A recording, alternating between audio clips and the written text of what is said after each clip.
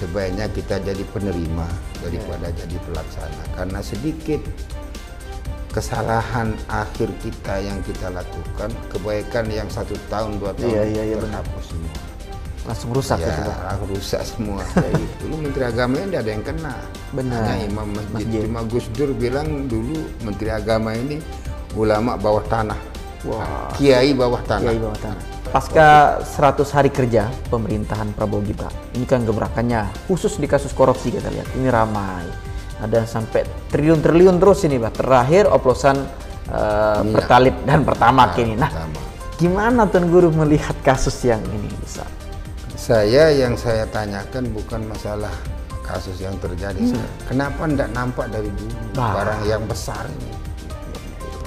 Tentu ada skenario-skenario tertentu dari orang-orang pendahulu. Maksudnya pemerintahan sebelumnya? Ya, sebelumnya. Dan sebesar ini tidak mungkin tidak kelihatan. Pasti akan kelihatan. Benar, benar.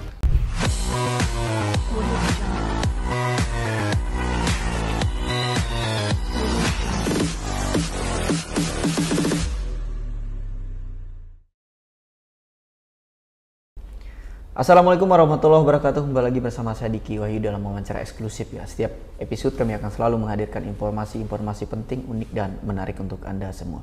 Di episode kali ini saya menghadirkan narasumber tentu yang luar biasa dengan membahas beberapa tema atau isu nasional yang sedang bergulir saat ini. Kebijakan Presiden Prabowo Subianto dan Gibran Rakabuming Raka yang tengah ramai menjadi sebuah sorotan di tanah air. Di hadapan kita telah hadir salah satu tokoh agama dari Lombok Tengah sekaligus pengurus NU di Nusa Tenggara Barat dan Lombok Tengah, ada Tuan Guru Ma'arif. Assalamualaikum Tuan Guru. Waalaikumsalam warahmatullahi wabarakatuh. Terima kasih, Bah. Saya senang sekali bisa Alhamdulillah, saya dapat juga kesempatan. Sama-sama. Sehat, Bah? Alhamdulillah. Alhamdulillah, oke. Bah, tentu ini menjadi apa ya? Diskusi yang sangat ramai hari ini, Bah. Ada banyak kebijakan yang menurut orang di luar sana, pengamat bahkan politisi, ada yang pro dan kontra. Mungkin itu biasa, Bah ya. Tapi di mata seorang tokoh agama, khususnya di Lombok Tengah, Bah, soal kebijakan, beberapa kebijakan Pak Prabowo, Abah melihat seperti apa, Bah? Pertama, adanya kebijaksanaan ini kan tentu ada pro kontra. Artinya pemimpin itu maju. Tapi kalau seorang pemimpin tidak ada kontranya, tidak ada penghalangnya, itu lemah itu. Tidak seru juga? Tidak seru juga. Jadi harus ada pro kontra. Jangankan sekelas Prabowo, Nabi saja. Nabi Muhammad SAW yang paling banyak kontra dari keluarga. Dari orang-orang dekatnya Abu Jahal, Abu Lahab dan sebagainya. Itu contoh sejarah yang menjadi pedoman kita. Sekarang kita kembali ke negara kita. Negara kita alhamdulillah selama ini kita baru mendapat perhatian khusus dari seorang Prabowo dan Gibran, yaitu menuju kepada lapisan masyarakat yang paling bawah, yaitu makanan bergizi dan apa istilahnya?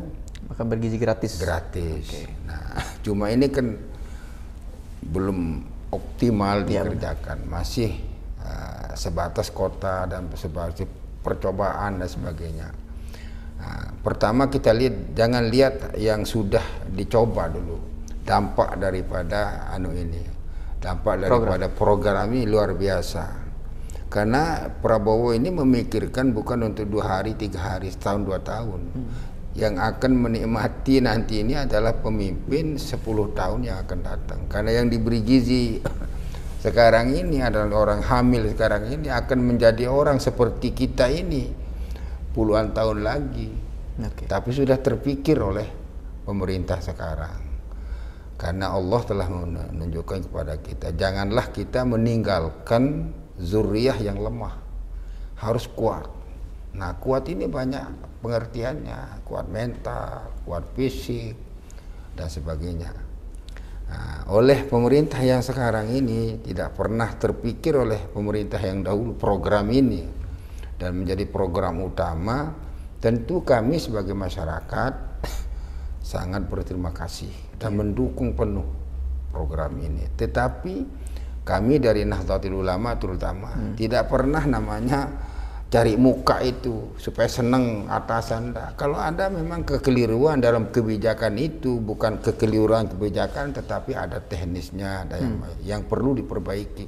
Kita kritisi itu, tidak kita diam kepada pemerintah. Itulah bukti cinta tidak kepada pemerintah, yaitu bukan mengamin saja begitu walau dolin terus amin semua. Nggak bisa begitu. Jadi ada juga di kita koreksi bacaan imam itu. Benar. Kalau pelih ya salah ya kita salahkan. Dan cara menegur pun sudah ada aturan. Nah, itu yang menarik. Bagaimana cara orang NU menegur? Banyak cara.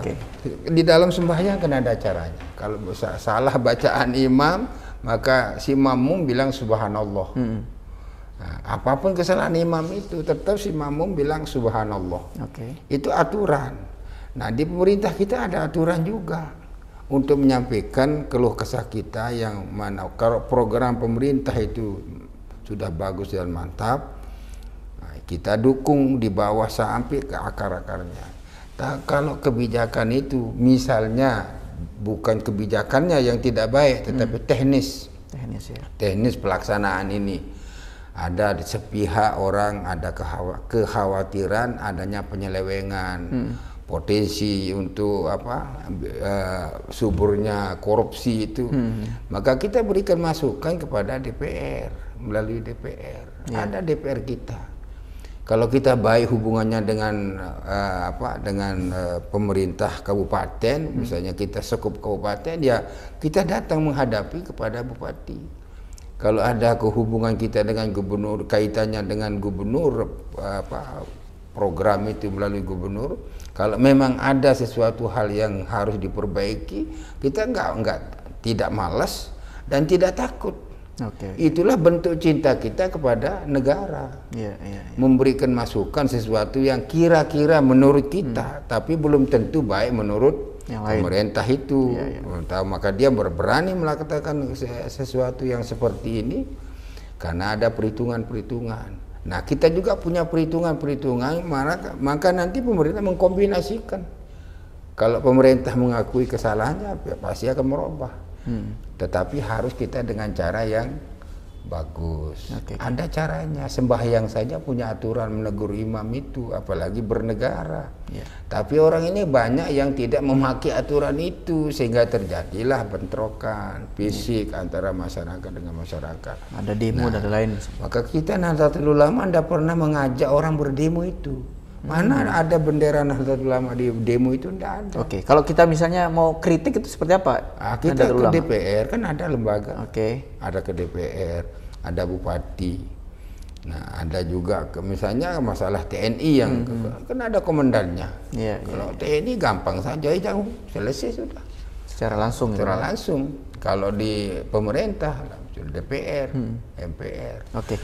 Baik, Bah. Saya kembali ke makan bergizi gratis. Bah, kita tahu makan bergizi gratis ini cukup berdampak. Disebut kemudian ada namanya efisiensi anggaran. Banyak beberapa porsi anggaran itu kemudian dipangkas, Bah, untuk mensukseskan salah satu program andalannya Prabowo Gibran. Nah, Abah melihat itu soal itu bagaimana? Nah, sekarang masalah wewenang, kan memangkas wewenang, memangkas anggaran dan sebagainya kan bukan wewenang kita. Ada yang dipangkas, ada yang memangkas. Sekarang bagaimana dampak orang yang dipangkas? Sementara ini kan belum kelihatan dampaknya, cuma wacana akan dipangkas. Yang kedua, dampak daripada pemangkasan ini untuk kesejahteraan umum. Yang dipangkas oleh pemerintah tidak mungkin dasar. Pasti hal-hal yang sifatnya mungkin tidak efisien untuk masyarakat. Misalnya perjalanan dinas, kemudian terlalu banyak seminar dan sebagainya, seperti yang katakan Prabowo, ini yang benar. Belajar pramuka ke luar negeri, kan pramuka kita lebih hebat daripada mereka itu. Kenapa? Nah, seperti itulah kira-kira akan dipangkas. Tapi dampak pemangkasan itu kalau betul seperti apa yang dikatakan oleh Prabowo itu, saya setuju itu. Kenapa dampaknya? Masyarakat merasa terbela. Kita merasa terbela, penerima ini. Kenapa? Karena bagaimanapun mensukseskan ini harus dengan dana. Tapi dana itu jangan sampai mengganggu yang lain. Nah, Prabowo bagaimana sih pemerintah ini, bagaimana supaya jangan mengganggu hak-hak yang memang harus dibiayai oleh pemerintah. Tetapi hal-hal yang melebihi, misalnya rapat di hotel mewah, itu kan tidak diizinkan sekarang ini.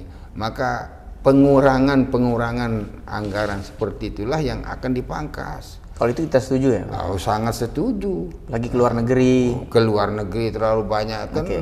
Kita tahu sendiri itu, lihat-lihat, tapi dia di TV nggak tahu sebenarnya apa yang terjadi. Tapi TV itu menayangkan bertanggung jawab. Iya benar. Banyak dia ke mall, nah kan sesuatu yang tidak perlu semua itu.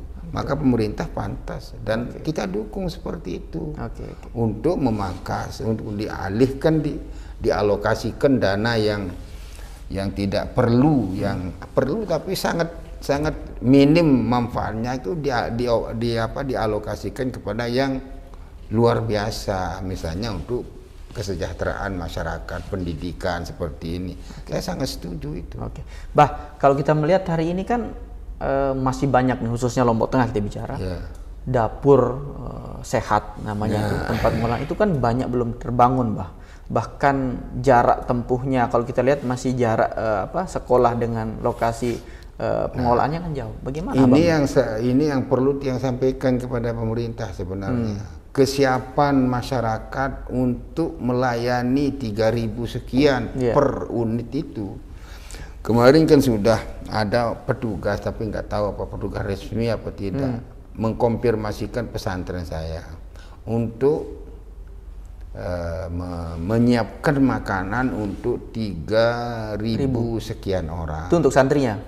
Nah, karena wilayah kami sangat strategi tempatnya, dari segi tempat, luas, kemudian juga jarak antara tempat dengan sangat strategi.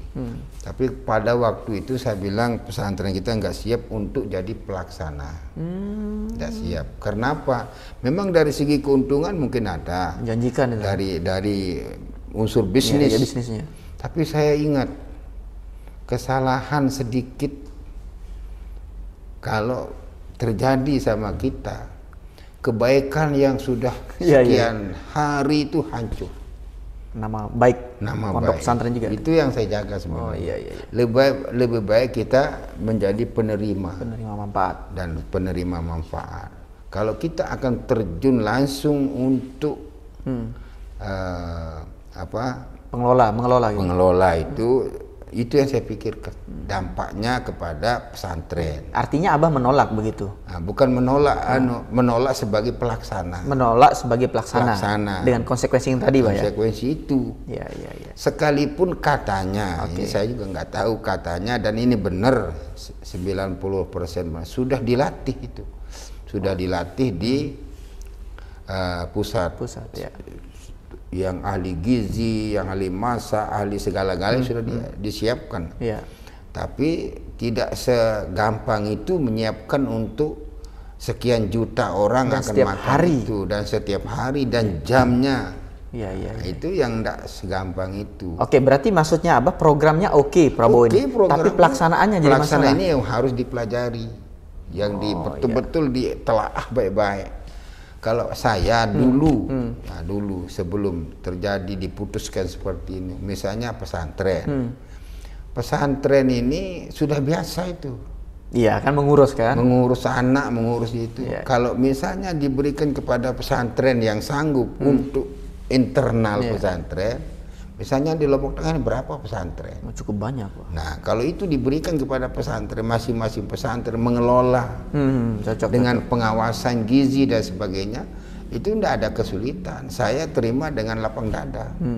Tapi untuk pelaksana menyantuni yang lain juga, yang 3.000-an orang itu, saya berpikir sama staf saya, yayasan saya di sana, mereka memberikan masukan, Abah katanya, sebaiknya kita jadi penerima daripada jadi pelaksana, karena sedikit kesalahan akhir kita yang kita lakukan, kebaikan yang 1 tahun 2 tahun terhapus semua, langsung rusak gitu, langsung rusak semua. lain dengan Allah Ta'ala. Kalau Allah Subhanahu Wa Ta'ala, kebaikan kita yang sekarang ini menghapuskan kekurangan kita masa lalu. Itu Allah Subhanahu Wa Ta'ala. Dan antum sekarang berbuat baik pada saya dengan membantu orang dan sebagainya. Misalnya Prabowo ini contohlah, kita contoh presiden berbuat baik sekarang kepada rakyatnya. Oleh Allah Subhanahu Wa Ta'ala dihapus masa lalunya dia. Iya, benar-benar. Kekurangan masa lalu disebabkan karena perbuatan baik masa kini. Tetapi kalau manusia sebaliknya, kekurangan masa kini itu menghapuskan kebaikan kita masa lalu. Itulah kita. Kebalik ya. Maka mudah-mudahan lah si Prabowo ini kan dia orangnya kita teruji. Maka saya alhamdulillah dari kemarin, dari sebelum waktu kalah, dan saya terlalu di sana di belakang Prabowo terus. Oke. Pendukung setia, Pak. Bukan yang sekarang ini. Kalau sekarang ini betul. Yang sebelumnya waktu kalah juga saya sama beliau. Oke. Tapi baik, selanjutnya, Bah. Berarti kalau Abah melihat program ini oke, tapi pelaksanaan sekali lagi. Ini jadi ini yang kita perlu, bukan tidak sih, perlu ditelaah baik-baik, dipelajari matang-matang. Sebelum nanti terlanjur. Kalau sudah salah sekali, rusak. Itu yang saya khawatir. Apa memungkinkan di daerah kita bisa terlaksana kalau begitu, Bang? Kalau daerah kita di perkotaan mungkin. Ya. Oh iya, benar-benar. Mungkin sekali perkotaan, transportasi dekat. Tapi mari kita ke Muntung Sapah, Muntung Ajang, ke daerah ke sana. Dan itu sasaran utamanya. Pemerintah ini akan membantu fakir miskin yang ada, di pelosok. yang apa yang saya bilang kan, yang tingkat makannya itu yang saya sudah tahu sendiri. Nah, sudah tahu sendiri. Sekalipun makanan mereka bergizi. Cuma tidak teratur seperti yang akan diatur oleh pemerintah hari ini menunya, ini menu. Kalau kita di sana di desa pedesaan ini secara sungguh-sungguh saya bilang, memang kalau makanan desa itu yang asli itu memang bermutu dan bergizi. Dan itu alami, tidak kena kontaminasi dengan bahan-bahan kimia sekarang. Misalnya ikan laut, benar. Nah, kemudian ikan darat. Gizi dari tumbuh-tumbuhan itu alami semua yang dia makan. Cuma tidak seperti kota minuman susu. Nah, banyak orang desa yang tidak biasa minum susu. Nah itu sehingga ada juga gantian dari susu ini yang diganti oleh pemerintah. Cuma yang saya khawatirkan oleh saya sendiri, bagaimana di pedesaan. Benar. Nah, saya gambarkan saja tidak ada juga desa selain di Praiberdaya ini seperti Muntung Ajang, Muntung Sapah itu jauh sekali. Tidak bisa ditempuh cepat itu. Tidak bisa dikatakan cepat. Nah, coba buktikan saja. Ada namanya sepi namanya, memang betul sepi. Untuk menjangkau ke sana itu susah sekali. Jalannya jelek pasti. Jalannya jelek dan sebagainya. Karena memang manusianya juga sedikit. Makanya sepi. Makanya namanya sepi. Nah, itu yang satu contoh gambaran, dan tidak banyak, tidak sedikit seperti itu contoh-contoh di daerah lain. Tetapi kalau di kota, misalnya di ibu kota kecamatan, gampang saja, dan tidak ada kecamatan kita seperti Sumbawa. Coba lihat Sumbawa sekarang. Satu kecamatan dari kecamatan yang lain berapa? Jauhnya. Nah, itu. Tetapi kita di kecamatan Praiberdaya hanya yang sedikit medannya tidak bersahabat, Praiberdaya. Benar-benar. Nah, tidak bersahabat medannya. Kemudian juga ada juga yang di kecamatan lain. Tetapi kalau di ibu kota kecamatan terjangkau. Program pemerintah yang sekarang ini dilakukan oleh Prabowo. Kalau masukan dari Tuan Guru khusus untuk desa yang ada di pelosok ini gimana menurut Tuan Guru? Kalau saya memang di sini susahnya kalau tidak turun tangan ABRI, tentara maksudnya. Harus polisi TNI harus turun tangan. Karena mereka ini yang sudah hafal dan punya personil kan? Yang punya personil. Kalau personil sipil lampu raya. Aduh. Punya Masih jam saya kerja. ragukan jam kerjanya jam 8, masuknya jam 9.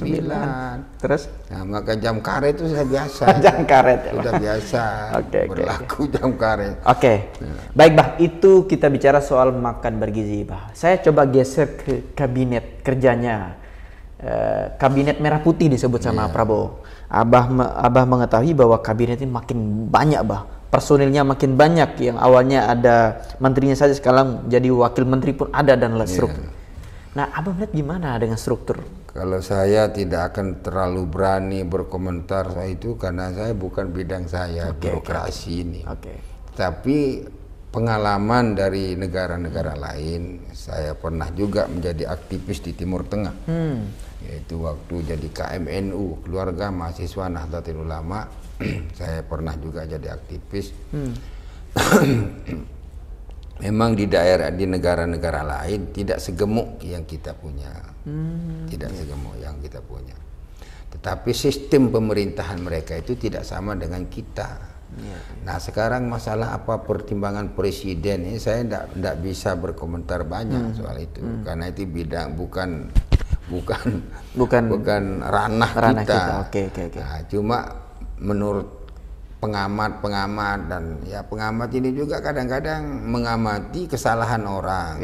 Tidak semua pengamat memiliki ide perbaikan. Nah, misalnya seorang pengamat, dia mengamati dan menjelek-jelekkan pemerintah, tapi tidak memberikan solusi. Nah, itu yang saya nggak setuju seperti itu. Mari kita amati, mari kita lihat, kritisi pemerintah, jangan semua sami'na wa ata'na saja, tetapi harus berikan solusi. Nah, seperti sekarang ini kabinetnya gemuk misalnya, menurut pandangan pribadi saya memang benar gemuk. Tetapi apa pertimbangan presiden ini saya nggak tahu. Sehingga digemukkan. Apakah nanti digemukkan akan dikuruskan nggak tahu. Tetapi kurus dulu baru gemuk ini nggak tahu. Pertimbangan Pak Prabowo ini. Karena saya tahu Prabowo ini cerdas orangnya. Kecerdasan orang ini luar biasa. Maka saya ndak pernah ragu dari 2 kali menjadi 3 kali jadi. Ndak pernah saya bergeser. Tetap. Karena saya yakin sekali dengan tipenya, terutama menteri-menterinya. Contohlah menteri yang saya kagumi, Menteri Agama. Benar, Kiai. Dulu Menteri Agama ini tidak ada yang kenal. Hanya imam masjid. Cuma Gus Dur bilang dulu Menteri Agama ini ulama bawah tanah. Kiai bawah tanah. Waktu kawin anaknya Gus Dur dulu itu, Yeni itu, nanti memberikan nasihat perkawinan Kiai bawah tanah.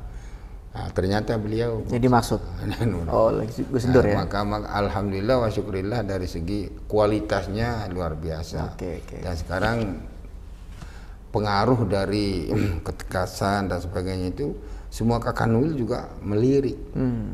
Agak hati-hati lah. Iya, karena kelihatan. Dan banyak menteri-menteri yang lain. Tetapi masalah banyak dan tidak banyak, gemuk dan tidak gemuknya itu saya tidak berani berkomentar terlalu banyak. Karena mereka itu memiliki pandangan khusus kenapa banyak, kenapa gemuk, kenapa harus. Maka logika lah.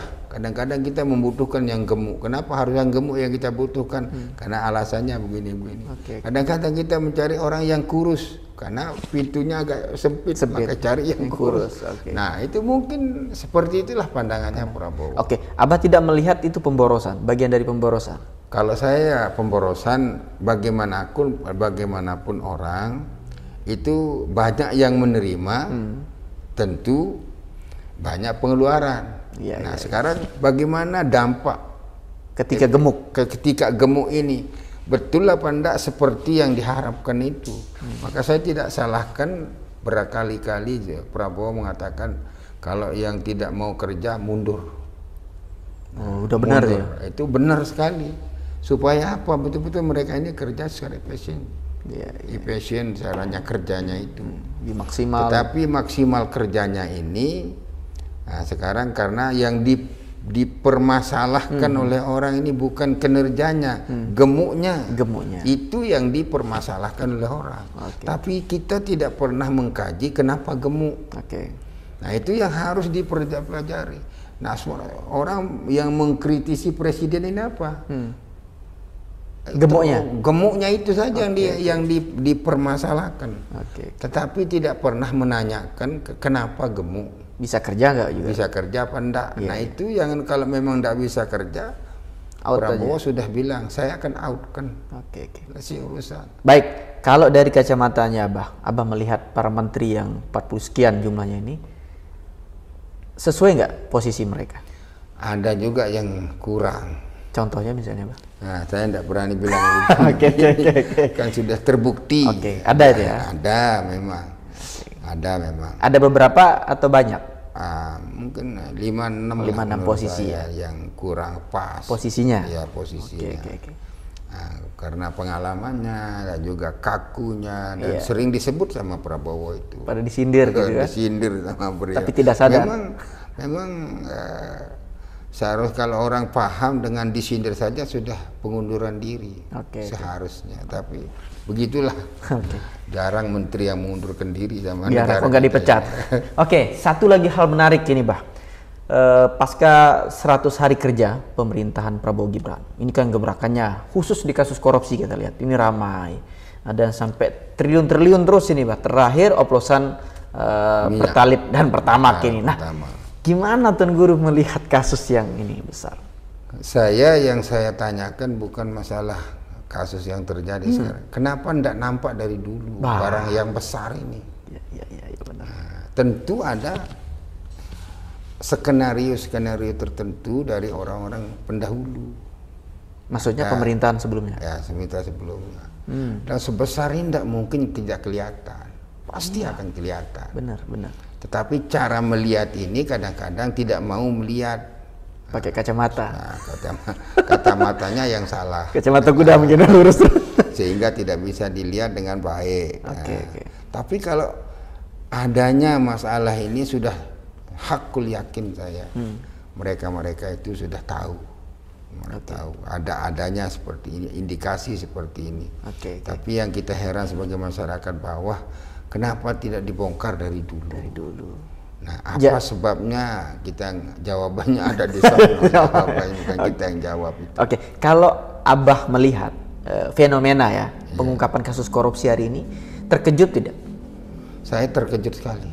Yang mana? Ini banyak, ada soal emas, ada soal oplosan. Pokoknya semua yang nampak ini betul-betul sekarang ada nyali pemerintah itu berani mengungkapkan itu. Karena ini triliun semua ini, Bah. Bukan main. Untuk ndak usah dipikirin biaya makan masyarakat ini, gizi. Satu saja yang dikembalikan uang itu cukup untuk berapa kali berapa kali makan. Ini bisa MBG bisa lolos ini kalau selesai. Bah, yang paling membuat Abah itu agak geli melihat beberapa kasus korupsi yang mana, Bah? Yang paling saya geli melihat itu adalah Pertamax ini. Pertamax ya? Nggak bisa dibayangkan dioploskan dan kita ditipu dan juga dampaknya kepada kendaraan kita. Iya, termasuk Abah pakai Pertamax kan? Iya. korban oplosan. Itu yang saya ngerikan sekali.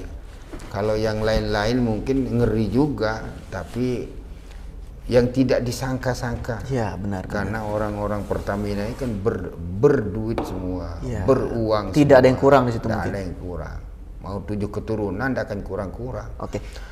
Bah, apa dorongannya kepada Prabowo terhadap kasus khususnya Pertamina mungkin? Selesaikan seadil-adilnya. Diselesaikan, diadili seadil-adilnya dengan cara terbuka. Tidak pandang bulu? Tidak pandang bulu, siapapun orangnya. Nah, itu Pak. Kalau mau menegakkan hukum, orang komunis saja bisa seperti itu. Korea Utara itu bagaimana? Berani, pamannya saja itu dilempar ke dalam lubang dan ke buaya yang kelaparan. Itu keberaniannya mereka. Tapi kan kita mungkin tidak seperti itu. Yang penting adili seadil-adilnya. Pakai hakim yang betul-betul punya naluri hukum yang kuat. Jangan seperti hakim-hakim yang dahulu itu. Tidak pandang bulu. Nah, tidak pandang bulu itu. Nah, itu alhamdulillah. Kalau itu terjadi maka akan bersih semuanya, akan jadi pelajaran. Nah, karena itu Allah bilang walakum fil qisasi hayatun ya ulil albab. Adanya hukuman mati, hukuman potong tangan, hukuman hayatun, mensejahterakan yang lain. Oke. Nah, itu Allah yang bilang begitu. Oke. Adanya ketegasan hukum itu hayatun, mensejahterakan yang lain. Kisos diterapkan, potong tangan diterapkan. Kan orang barat itu menyalahi HAM. Tapi Allah bilang apa? Ya itulah yang mensejahterakan kita. Yaitu supremasi hukum ini. Itulah yang dikemauan sama Gus Dur dulu.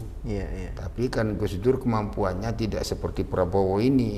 Kalau Masya Allah Prabowo ini kekuatan militer, kekuatan dukungan masyarakat, dukungan politik, sudah lengkap beliau ini. Tinggal terbang saja. Mungkin 2 periode? Sangat mungkin. Sangat mungkin ya. Sangat mungkin. Cuma kita tidak usah terlalu cepat bilang. Karena manusia ini ada besoknya lain besok lain sekarang. Lain sekarang, benar. Itulah politik juga. Maka kita lihat dulu. Oke. Nah, tapi kita harus tetap kritisi. Itu ya. Oke. Terakhir mungkin apa yang Abah mau sampaikan dari 3 poin tadi? Pertama ada makan bergizi gratis, kemudian sama kabinet kerja, dan kasus korupsi yang sedang. Saya pertama masalah yang berkaitan dengan masalah dengan apa itu makan bergizi gratis. Makan bergizi saya sangat setuju sekali dan saya dukung. Cuma mudah-mudahan teknisnya harus dimatangkan sebaik-baiknya. Yang kedua masalah kabinet gemuk. Saya kabinet gemuk ini perhitungan pemerintah saya tidak bisa berkomentar terlalu banyak. Tapi mudah-mudahan Prabowo bisa betul-betul menyingkirkan kabinet yang tidak tepat posisinya. Nah, misalnya bukan backgroundnya. Mudah-mudahan itu bisa dievaluasi oleh Prabowo. Terakhir korupsi. Masalah korupsi, mudah-mudahan korupsi itu betul-betul sudah terlalu lama kita tunggu-tunggu hakim yang berani menyatakan membersihkan orang-orang korupsi ini. Nah, kalau hakim tidak berani, berarti dukungan dari pemerintah kurang. Tapi kalau dukungan dari pemerintah kuat, hakim ini tidak akan takut. Lebih-lebih sekarang sudah diberikan kekuasaan yang luar biasa oleh Presiden. Dan mudah-mudahan kabinetnya sekalipun gemuk menurut kita, tetapi apa pandangan beliau itu wallahu alam kita nggak tahu. Mudah-mudahan pemerintah kita selalu aman, damai, dan baldatun thayyibatun warabbun ghafur. Baik terima kasih atas waktunya ya. Itu dia wawancara kita secara eksklusif dengan tokoh NU di Lombok Tengah, sekaligus pengurus juga di Provinsi Nusa Tenggara Barat. Ada Tuan Guru Ma'arif. Terima kasih. Demikian wawancara saya secara eksklusif dengan beliau. Terima kasih. Sampai ketemu di edisi berikutnya. Saya Diki Wahyudi pamit undur diri. Wassalamualaikum warahmatullahi wabarakatuh. Waalaikumsalam.